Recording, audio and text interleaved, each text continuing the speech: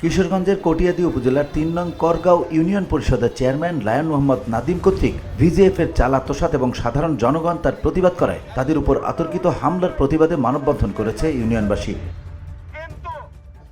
সোমবার দুপুরে উপজেলার ৩ নং করগাঁও ইউনিয়ন পরিষদের সামনে করগাঁও বাজারে ঘণ্টাব্যাপী মানববন্ধন অনুষ্ঠিত হয়। মানববন্ধনে বক্তারা বলেন, ঈদুল ফিতর উপলক্ষে ইউনিয়নের হতদরিদ্রের জন্য ভিজিএফ চাল বিতরণে প্রতিজনকে 10 কেজি চাল বরাদ্দের কথা থাকলেও সেখানে 8 কেজি করে দেয়া হয়েছে। ইউনিয়নবাসী তার প্রতিবাদ করলে আমাদের উপর অতর্কিতভাবে আওয়ামী লীগের দোসর চেয়ারম্যান ও তার সহযোগী লোকজন সাধারণ মানুষের উপর হামলা করে বলে অভিযোগ করেন বক্তারা।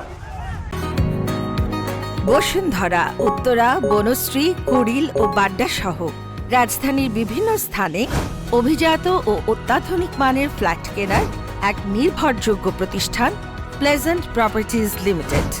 তাই আপনার স্বপ্নের আবাসনের জন্য আজই যোগাযোগ করুন। Pleasant properties limited, where destiny matches eventually. তারা অভিযোগ করেন, চেয়ারম্যান একজন আওয়ামী লীগ নেতা। আওয়ামী লীগের আমল থেকেই সে ইউনিয়ন পরিষদকে দুর্নীতির আখড়ায় পরিণত করেছে। ইউনিয়নবাসী নিরপেক্ষ তদন্তের মাধ্যমে চেয়ারম্যানের দৃষ্টান্তমূলক শাস্তির দাবি জানিয়েছে।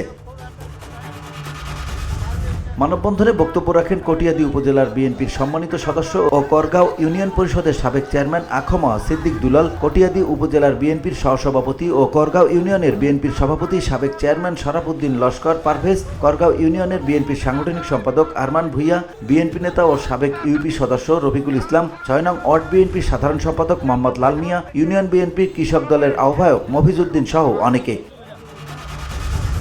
VOD Bangla news desk.